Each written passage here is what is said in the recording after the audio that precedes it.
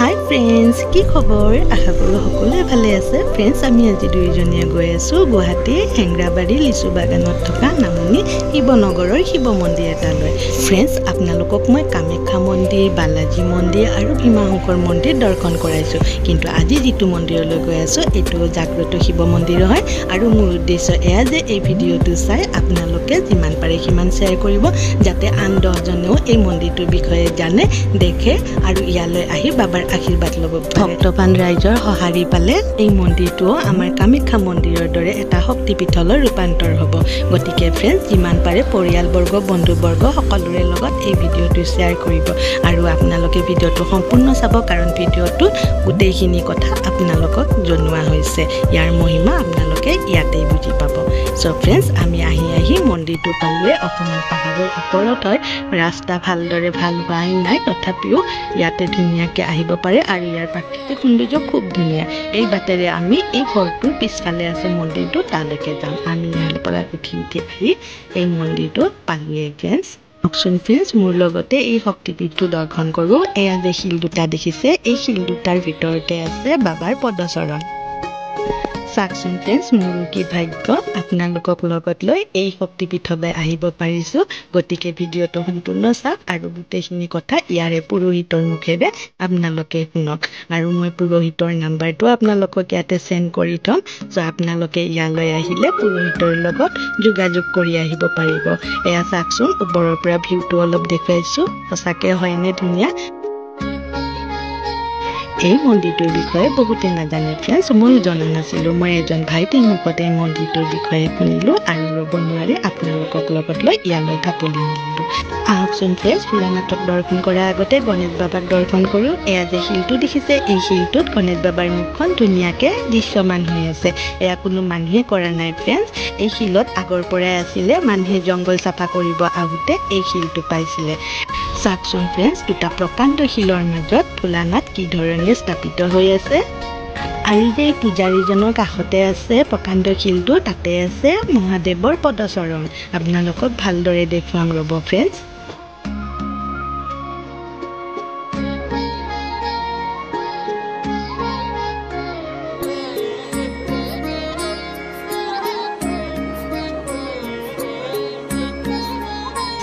আৰু এইফালে চাওকচোন ফ্ৰেণ্ডছ, এটা কি ধুনীয়া বাবাৰ গাতে নিজৰা লাগি আছে, বৈ গৈছে নিজৰাৰ পানী। মই শুনামতে এই নিজৰাৰ পানী বোলে কেতিয়াও শুকাই নাযায়। অলপ আন্ধাৰ হৈছে ফ্ৰেণ্ডছ, কাৰণ দুটা প্ৰকাণ্ড শিলৰ মাজত আছে, সেইবাবে অকণমান আন্ধাৰ দেখিবলৈ পাইছে। সেইবাবে কৈছোঁ ফ্ৰেণ্ডছ, আপোনালোকে নিজে আহিব আৰু নিজৰ চকুৰে এই দৃশ্যবোৰ প্ৰত্যক্ষ কৰি যাব। আৰু এয়া দেখিছেনে, এইটোৱে হৈছে বাবাৰ চৰণ। পুৰোহিতে যে হাতেৰে ধৰি আছে, এয়াই হৈছে বাবাৰ চৰণ। ইয়াতে সকলোৱে পানী ঢালিছে বাবে দৃশ্যমান ভালদৰে হোৱা নাই, কিন্তু আপোনালোকে নিজে আহি এই পদচৰণ দুযোৰ চাই যাব পাৰে আৰু আপোনালোকে আশীৰ্বাদ লৈ যাব।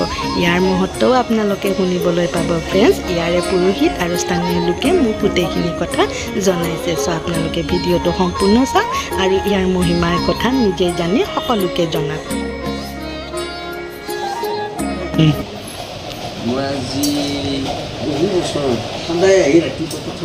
ফ্ৰেণ্ডছ, আহকচোন অলপ বহি বাবাৰ এই মন্দিৰটো কেনেদৰে স্থাপন হ'ল এই পুৰোহিতৰ মুখেৰে শুনোৱা আহকচোন।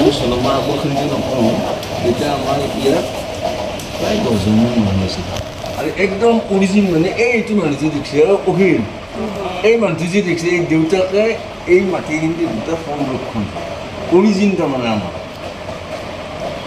আৰু এনেকুৱা আহি 10-15জন মানুহ আহি নহয়, একদম পাতল পাতল হয়। এককেইজনমান ল'ৰা হৈছে কি ল'ৰাটো পঢ়া শুনা বেছি নাই, যিহেতু ভাং আছে, ভাং কাঢ়ি তেওঁলোকে ধুনীয়াকৈ আহি এই শিলটোৰ ওপৰটো সমান, তাতে বহি তেওঁলোকে খায়, সদায় খায়। এদিন বোলে কোনোবা এজন তলত লাগি নামি আহি এইখন কিন্তু তাৰ কথা কিবা এটা আছে, খোজ আছে, তেওঁলোকে ভাবি আমি সদায় দিয়ে বেলেগতো আমাক ভগৱানে নিনিয়ে, তেতিয়া জুই সেইবুলি তেওঁলোকৰ দেউতাক মাতি বুলি এতিয়া চাওকচোন। আৰু তেতিয়াৰ পৰা হয়তো মানুহৰ এটা ভাৱ গঢ়ি উঠে।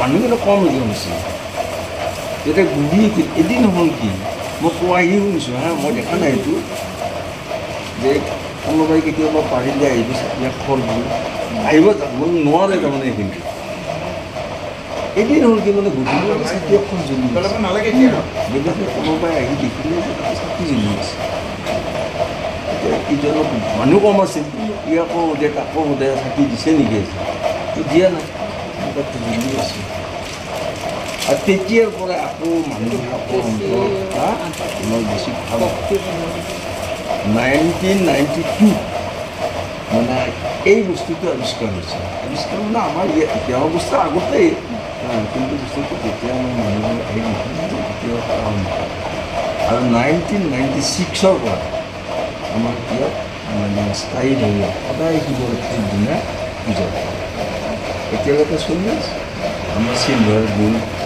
এতিয়া 28 কিবা বছৰ আপোনালোকে যে এই বহিছে এইখিনি বহা জেগা নাছিল আমাৰ 3খন নে 4খন টিং কিবা ৰকম কৰি দিছিলোঁ বৰষুণ আহিলে বেকা হৈ ফুটা আজি এইখিনি বস্তু হৈছে কিন্তু এই বস্তুকেইটা আমাৰ ৰাইজে কষ্ট কৰিবই আমি কৰিলোঁ কি এই বুলেন ক্ষেত্ৰত এজন মানে আমাৰ পাব্লিক হেল্থত কাম কৰা তপন দাস বুলি মানুহ এজনক ক'লোঁ তেওঁ কৈছে আপোনালোকক কি লাগিব বহিব পৰাকৈ তেওঁ মানে আজি 10 বছৰ মানুহ 2 লাখ টকা এই ঘৰটো বনাই উঠি আমি দেখিলোঁ যে আমাক এটা মানে আৰু ঘৰ এটা লাগে এতিয়া এই 10 টকা 5 টকা 2 টকা 3 টকা এনেকৈ যোনে যি পায় এই যে বিল্ডিংটো দেখিছে এই পোষ্টকেইটা আৰম্ভ কৰিব পোষ্টকেইটা আৰম্ভ কৰি ধৰি লওক পোষ্টমাটিৰ পৰা ইমানমান থলোৱাৰ পইচা নাই আৰু মানে পুঁজি মাজি হওক যিয়ে নহওক সকলোৱে দি পোষ্টকেইটা অলপ ওখ হ'ল ওখ কৰাৰ লগে লগে প্ৰত্যেক কৰি চিন্তা কৰি এখন ভাবিব পাৰিব এনেকৈ 3জন ঠিকাদাৰ এদিন ইয়াত আহিছিল এই পথাৰৰ তেওঁলোকে এই পূজা কৰি তেওঁলোকে ডায়েৰী সুধিছিল কি লাগে আমাৰো আৰু মানে বেছি খক কৰি বেয়া নাই আমাৰ ৰাইজে গ'লে আমাক চাপখন লয় হ'ব চাপখন লয় তেওঁলোকে চাপখন দিল 3 বছৰ হ'ল চাপখন দিয়াৰ পিছত যোৱাবাৰ আৰু আমাৰ সাংসদ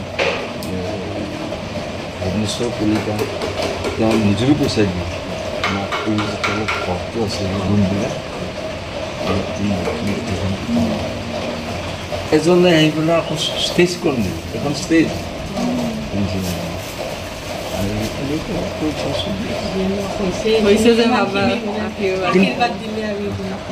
এইখিনিতো জেগাত আমাৰ এই অঞ্চলত এনেকুৱা মন্দিৰ নাই বিশ্বৰ বাহিৰে গুৱাহাটীত নাই এতিয়া এই এখেতসকলৰ ঘৰ আমাৰ এতিয়া বেছি দূৰ নহয় কালী মন্দিৰ বুলি কয় শুনিছে নেকি কালী মন্দিৰৰ কাষ এওঁলোকৰ তাতো এটা ডাঙৰ মন্দিৰ আছে কালী মন্দিৰ হা কিন্তু তাৰে মানুহ ভোটটো খাই আহি ইয়াতে সেৱা কৰি দেখাত মানুহ নাই নে পূজাত নাই ক'ব পাৰি গ'ল কিন্তু আমি ৰাতি কৰোঁ শিৱৰাতি ৰাতি প্ৰথমতে অলপ জংঘল জেগাতে দিনত কৰিছিলোঁ কিন্তু আমাৰ ৰাতি বহু বছৰ পৰাই কৰিছে 20 বছৰমান প্ৰথম 4 বছৰমান কৰা নাছিল জংঘল ইমান ৰাতি আহিব অলপ হেৰা কৰে এনেকুৱাকৈ চলি আছে আৰু যোনে যি মানুহক কৰিছে পাইছে আজি 4 বছৰ 5 বছৰমান হ'ল আমাৰ তাৰমানে কলেজী মন্দিৰটো দেখিছে লক্ষী মন্দিৰটো তাৰ কাষৰ মানুহ তেওঁ বাহিৰতে আছে তেওঁ মানে তেওঁৰ ভনীয়েক তেওঁ যিটো বিয়া কৰাইছে তেওঁ ভায়েক ল'ৰা ছোৱালী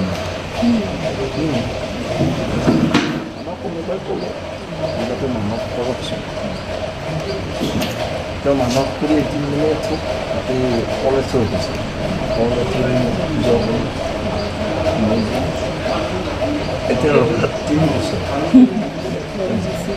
জনাইছে মোক জনাব নালাগে ভগৱান মই দিয়া নাই তেওঁ আৰু মোৰ মিছেছে শংকৰদেৱত কাম কৰি বুলি কৈছোঁ মোৰ মিছেছে ওপৰত 26 বছৰ কাম কৰিম তাত এটা কলেজ ডিগ্ৰী বুলি এজন ষ্টুডেণ্ট আছে তেওঁৰ 12 বছৰ ল'ৰা ছোৱালী তেওঁ দাইজাপৰ ডক্টৰ